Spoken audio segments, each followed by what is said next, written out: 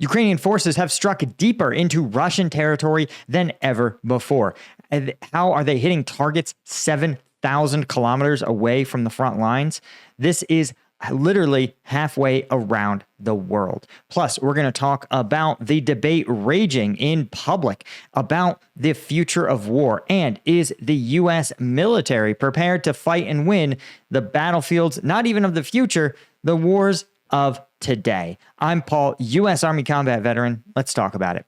Okay, so this is crazy. Ukraine has attacked an elite Russian unit's base literally on the other side of the world in Vladivostok. And for those of you that don't know your Russian geography, Vladivostok is right here. This is effectively a Russian port city that is essentially the access for Russia to get to the Sea of Japan, absolutely essential for power projection against Japan, but also for coordination with North Korea, South Korea, China. Right? If we think of Russia as being a European power, but it is an Asian power as well, thanks to these port cities like Vladivostok.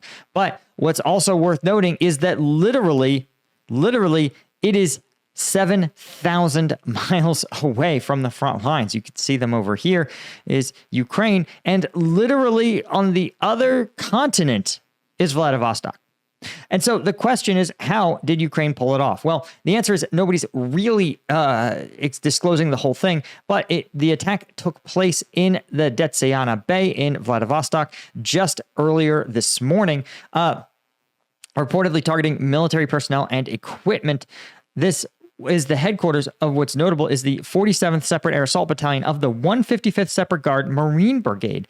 This is noteworthy because you might recall the 155th was annihilated in Volodar twice because of the Russian command's years-long reliance on outdated mechanized assault tactics. You might recall that for literally 2 straight years, the 155th and its commanders were loaded up into tanks, driven down the same road, hit mines, hit drones, hit artillery, were unable to penetrate Ukrainian defenses in Volodar, then forced to turn around where Ukrainians often had redeployed mines, inflicting massive casualties. In fact, so many casualties that the 155th was effectively annihilated, brought back, reconstituted, sent back to Volodar, and then annihilated again, sent back, reconstituted, and then annihilated again. Now, eventually, they did take Volodar, but what is interesting is that it was seen as a case study, in fact, even in Russian media, as a symbol of the failure of Russian command to adapt to changing conditions on the battlefield.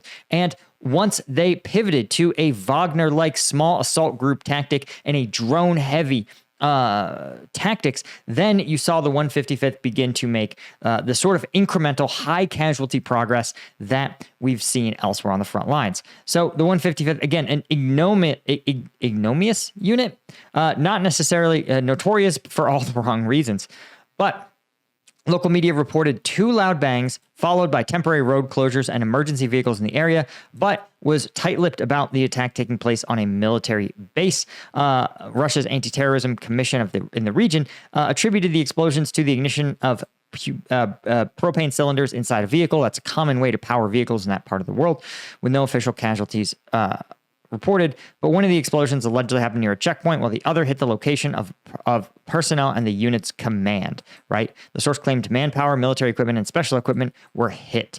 Now, this is interesting because it's extremely unlikely that this was done solely by a drone assault. It's possible, but extremely unlikely. What I think is much more likely is that this was a combination special military operation in which a Ukrainian agent or agents within kind of the region traveled to Vladivostok and then deployed drones or another explosive device targeting this facility. What's fascinating is that this could it's absolutely possible that, Vladivostok seems fairly likely to be a stopping point for North Korean troops transiting from North Korea. We know, for example, from some of the captured North Korean troops that they passed to Russia from these small towns here where there's some level of traffic passing Because remember, most of the North Korean northern border is China, but there's this small sliver here where they can pass overland to from North Korea to Russia directly. And by taking advantage of this, then going to Vladivostok, right, the closest thing to a city, they reportedly are boarding trains and moving across Russia in order to supply Russian units fighting on the front lines or reinforce them. And so what I really think is probably happening is that it wouldn't shock me if you told me that this attack was done with some level of coordination with, for example, the South Koreans. And if you told me that while the base houses these units, they also might have been used as a facilitation point for North Korean troop and material movements into the region. So that wouldn't shock me in the least if you told me that South Korean intelligence was involved. And again, likely the Ukrainians are the ones willing to actually do it. But the chances that Ukrainians manage to get high explosives into Vladivostok undetected is pretty unlikely. But again, I'll never say never, especially if the idea of these attacks is very strategic sabotage, right? Because if you can plant an explosive on, say, a rail track or something, or a sensitive command center, or in an area that is, for example, an ammunition depot, it doesn't need to be that powerful and explosive. It can fit in a backpack or suitcase. You only need a large explosive to destroy a larger target. And so it's possible that the intelligence agents that facilitated this may have been able to assemble the explosive device in Vladivostok using commercial fertilizer or something like that.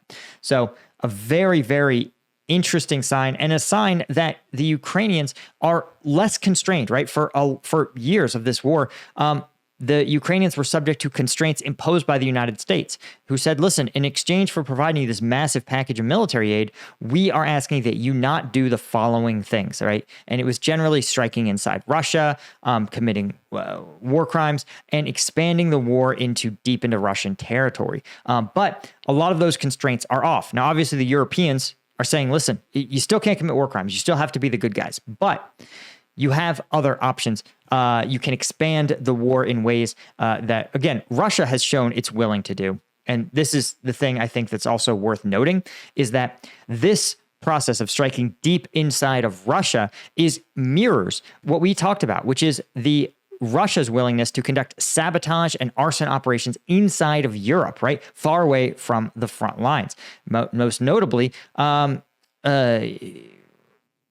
individuals fitting the demographic profile of a Russian agent conducted a series of arson attacks against UK Prime Minister Keir Starmer's personal property, right? His house that he raised his family in, his personal vehicle. Again, all of his personal living stuff prior to becoming prime minister, right? When he moved into Downing Street. So I think this is also a sign that Europe is saying, yeah, Russia, you escalated this conflict. And then Russia has this, it's not a delusion. Russia has accurately assessed that while they escalate the conflict, as long as they maintain a level of plausible deniability, Europe and the United States will be unwilling to respond in kind. But that simply isn't, it seems like maybe less and less that may not be the case.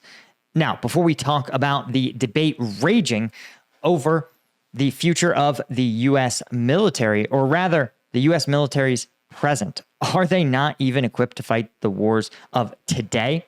I want to mention, of course, that you guys know how hard it can be to get done what you want to get done, right? When I was on active duty, I was a 23-year-old lieutenant, and I thought staying in shape was hard then. But in a way, it was actually pretty easy because all I had to do, I was single.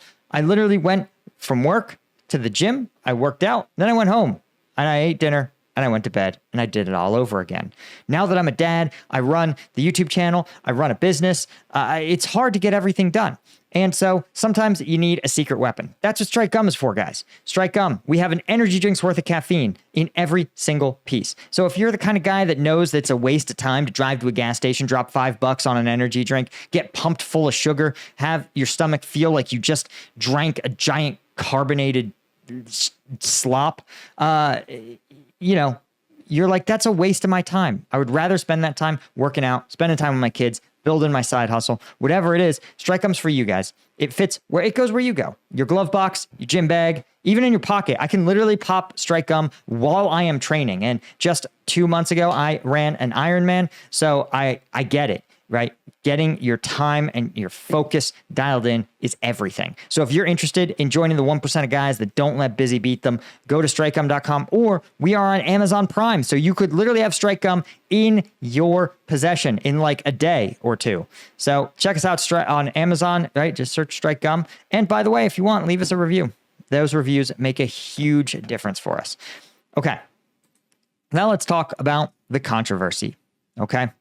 So, 2 dueling articles have dropped in Defense One, a defense news publication, saying the exact opposite things, right? Now, one is by General Valery Zaluzhny. You might recall General Zaluzhny was a wildly popular commander of Ukrainian forces, basically during the first 2 years of the war before he was replaced by General Syrskyi, who, of course, is now running the war. But Zaluzhny, right, likely probably got fired, honestly, I think because of the failure of the counteroffensive. That represented probably one of Ukraine's best chances to retake its territory, and it was seen as kind of a disaster, and someone's head had to roll, and it was going to be his.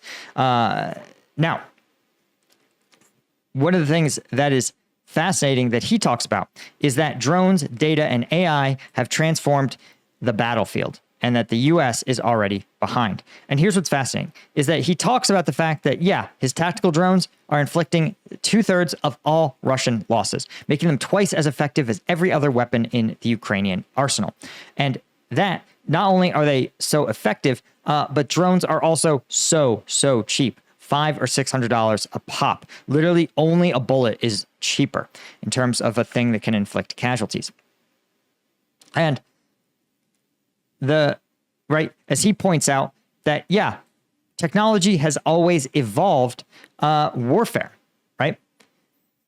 And not just the lethality of weapons. That's what we think of. But as he points out, that command and control being transformed by radio, computers, and satellites, and precision munitions also changed the game. Because remember, in World War II, units for the first time, one of the reasons World War II maneuver could work, where you could have these lightning attacks, is because the people at the very front of the battlefield could radio what was happening to their commanders miles away, and those commanders could take action to respond to conditions at the front in real time, right? So a tank could sit there and go, hey, we're ready to break through the enemy's lines, but we're out of gas.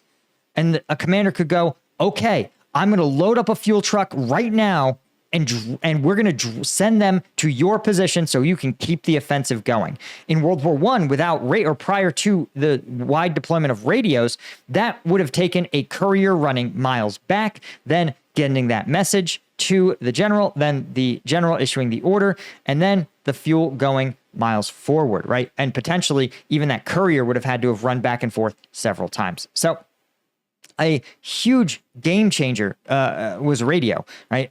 Not only consider the ability to talk not just to your higher headquarters, but to your left and right units to say, hey, the unit to our left, they say they have a breakthrough, so we should keep pushing to support them. Or, hey, they are falling back, and we will be annihilated if we don't fall back in turn. These technologies of command and control are, in some ways, right, they're sort of like invisible, because you can't see command and control in a cool YouTube video, right? It doesn't look cool when you take it to a firing range, right? You can't take that. But when you don't have it, you see what it can do, right? And as he points out, The U.S.'s high-tech military relied on massive volumes of data transmission radiated with electronic traces that adversaries could detect and target. And as he points out, low-tech adversaries continue to find cheap ways to inflict grievous damage, like IEDs on the post-9/11 conflict, right? Now, one of the things that Zalhuzny points out, he says, listen, war went from being the maneuver war of World War II to this war of attrition because of three reasons. He says the first is small tactical drones, which we know about on this channel all the time. The second is electronic warfare, which involves both tracing, jamming, and even hijacking drone signals, enabling the enemy to back target and eliminate specialized, difficult to replace crews, right? So the electronic warfare signals are used to hunt down their point of origin and destroy them at their source. But the third, he says, is actually remote controlled sensors of varying complexity, right? Deployed in contested but undefined white spaces, they effectively function as eyes and ears of other units, which is fascinating. It's something we've never heard disclosed before, that these little eyes and ears are deployed across these remote sensors. And some of them are, right, reconnaissance drones is probably one of the ones he's talking about, where these drones can, again, they're not combat drones, they're not tactical weapons, but they are continually monitoring these white spaces, preventing the enemy from sneaking through, right? Now, but who puts it all together? Well, this is what I found most fascinating, is he says, listen, you need to have what he calls a battlefield management system.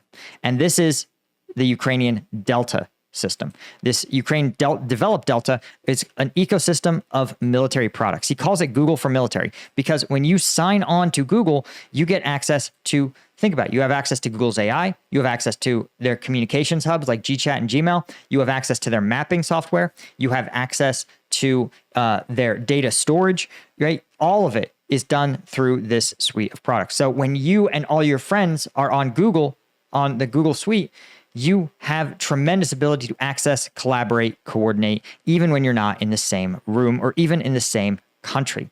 Well, that's how the Ukrainian Delta operates. It organizes your war space like Google organizes your workspace. Now, he says it's more straightforward than the American Palantir system, which is again, this is one of the first times I've heard Palantir expressly acknowledged as being a battlefield management system. Straightforward is, again, makes sense because the U.S. military assumes that its leaders are going to have months and months to train on the Palantir system, whereas a typical Ukrainian officer may have to sit down and use Delta, days after being appointed to their position. So it has to have a easier learning curve. But it also, what's fascinating is that he's like, listen, these fast and resilient data sharing capabilities, unmanned command and control centers, data, right, also relies, Delta uses AI to sort through the data and give leaders a comprehensive picture of the battlefield and beyond. This is crazy because normally creating what's called a common operating picture, which is all the data together to tell a story, right? It's one thing to say, hey, these ground sensors went off in different locations, right? And a different thing to say, hey, our reconnaissance drones flew these flights and didn't see anything. And, the units in this location are saying this, that, and the other thing, right? And to synthesize that data to get a picture of what the enemy is doing, particularly when you have, not just like a simple operation like an attack, but to say the enemy's preparing this kind of attack in this direction, to synthesize that data is the work of a staff of dozens and dozens of senior officers, right? In fact, for a typical military officer's career, they might spend only about 10% of their time commanding troops, and the remainder will be spent on different forms of staff where their role is somewhere in taking raw data and synthesizing it into a common operating picture so that the commander of that unit can make a good decision about what to do.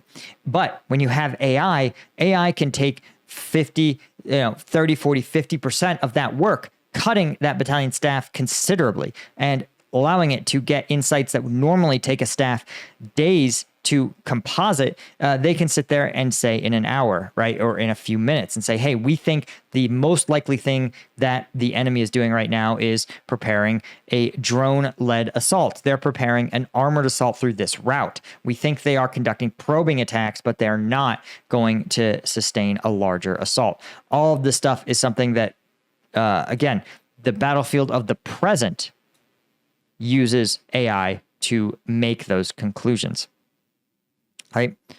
And this is something that, as he points out, the U.S. has been lulled by decades of multi-domain dominance. Western militaries have slumbered for too long. Salhuzny continues, meeting adversaries armed with mass-deployed, attrition-optimized, i.e. cheap, autonomous weapons, they may end up the proverbial victims of a German World War II blitzkrieg. And this is something that I have said for a long time.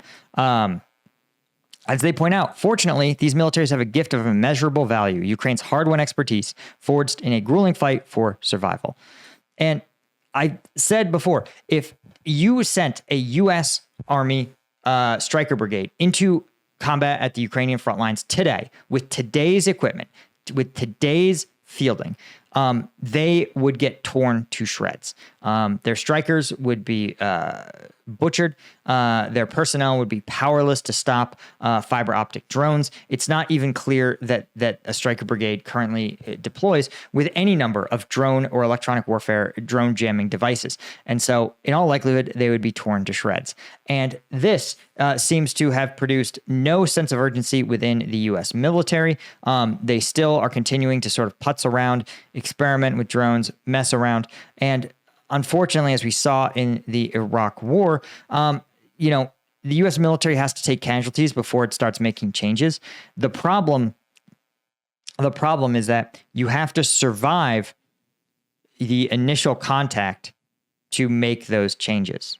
And that is the biggest problem, right? At the end of the day, look at the North Korean contingent of troops who had a series of disastrous high casualty assaults as they refused to adopt Russian tactics. The only reason they were able to retreat is because they had the rest of the Russian military able to effectively cover them. If the assaults were only the North Korean military, they simply would have been defeated on the battlefield, and they would have suffered defeat before they could have done any of these battlefield evolutions. So this is, again, one direction for the U.S. military to take. But what I found fascinating is that here is someone saying the exact opposite. This is someone named R.D. Hooker Jr., who is a parachute infantry regiment commander in Iraq and Afghanistan, as well as a member of the National Security Council. Right?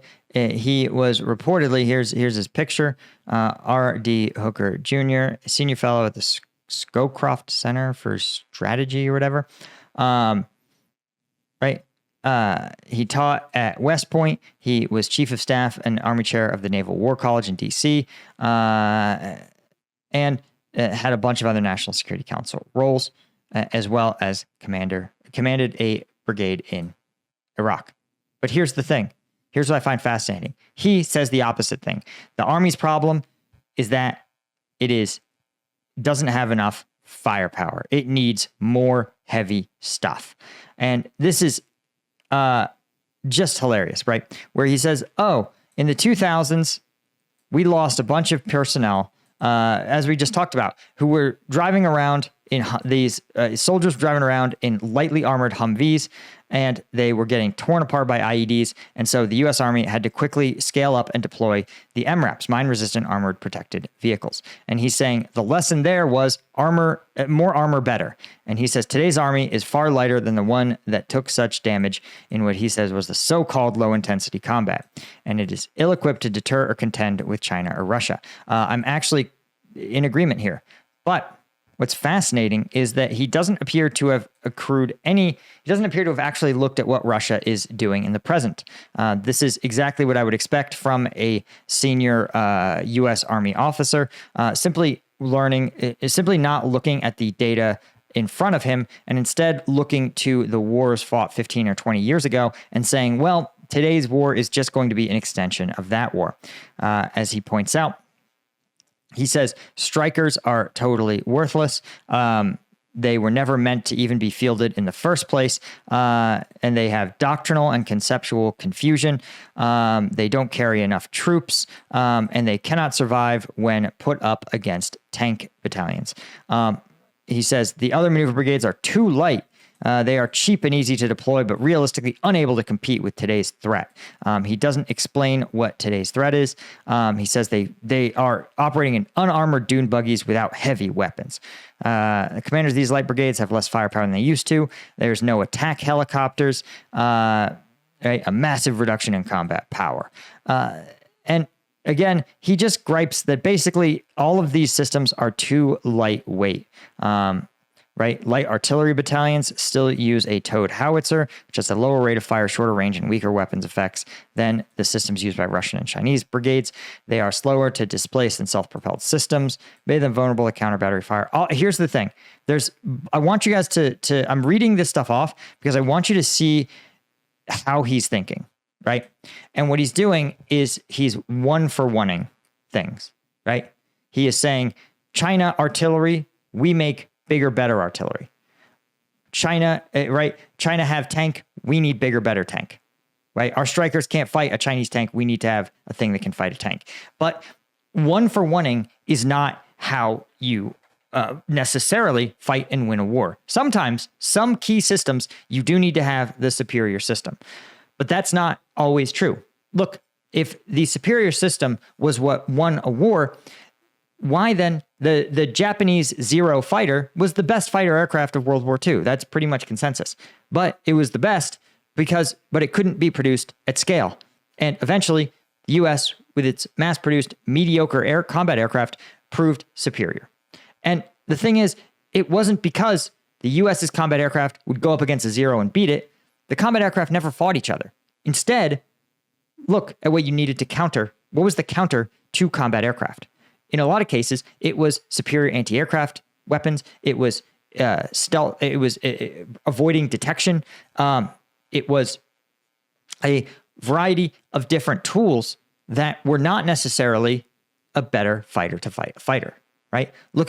Yes, there were some tank battles in World War II, no doubt about it. But a lot of the time, tanks were countered with anti-armor weapon systems. And this one-for-one thinking is just so dangerous because what you don't do is evolve your military, right?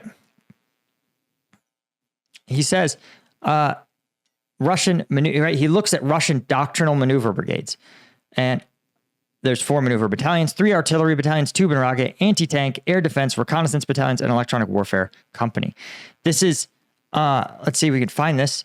This is literally from, oh my God.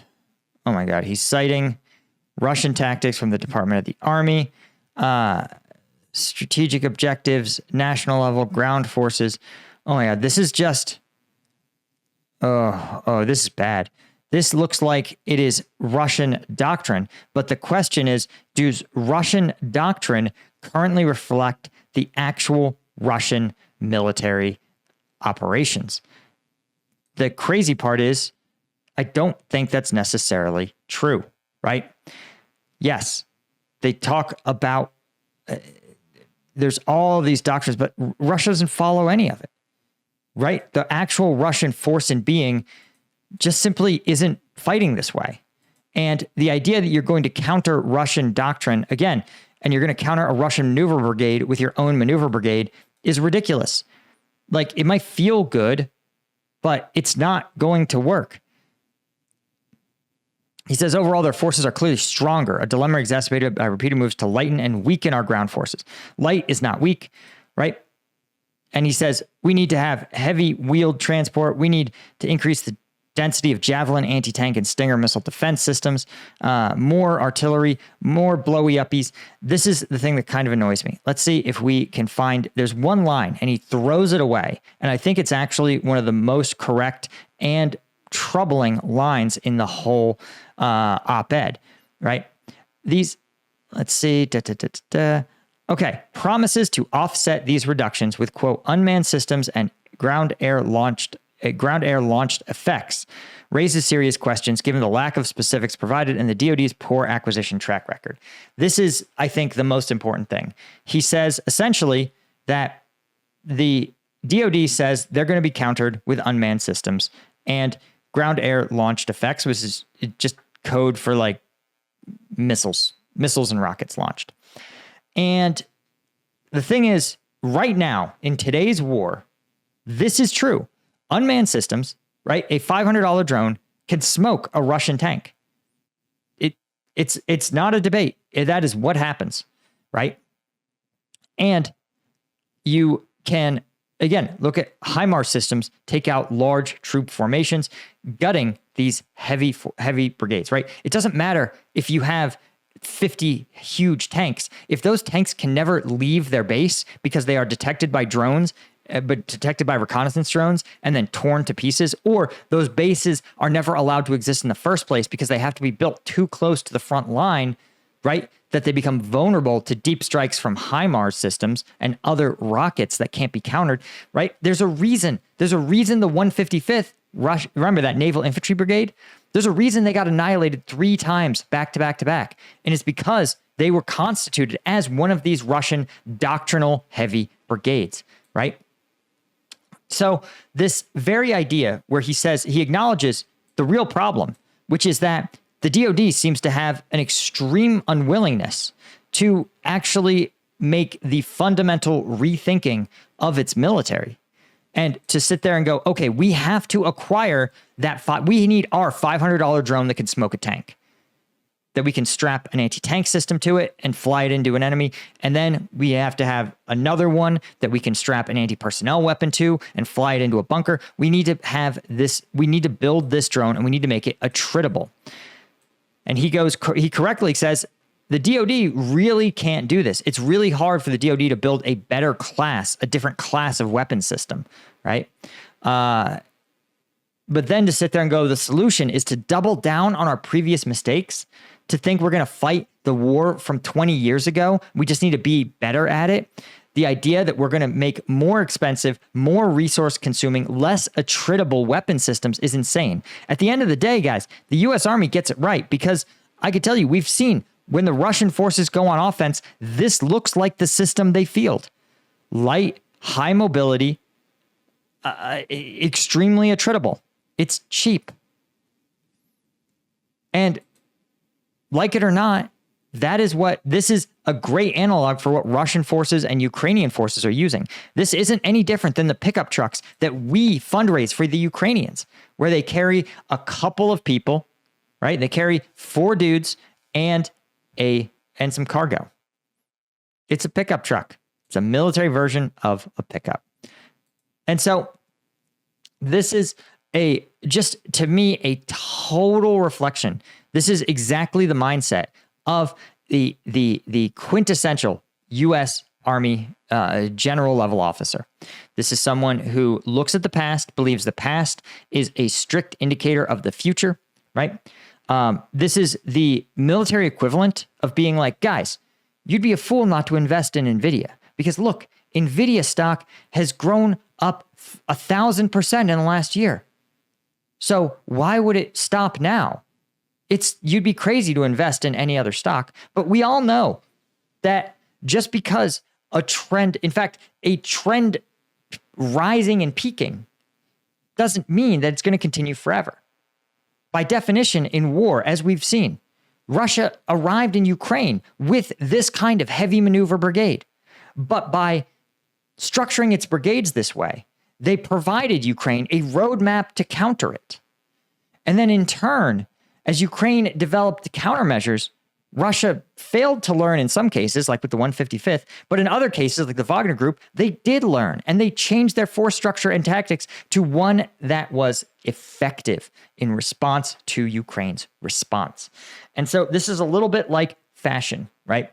We want to think that war is science, right? Science says that, if a heavy armor tank good, a super heavy armored tank must be better. If the armor went up 300% and that was good, then the armor going up is going to go up 1,000%.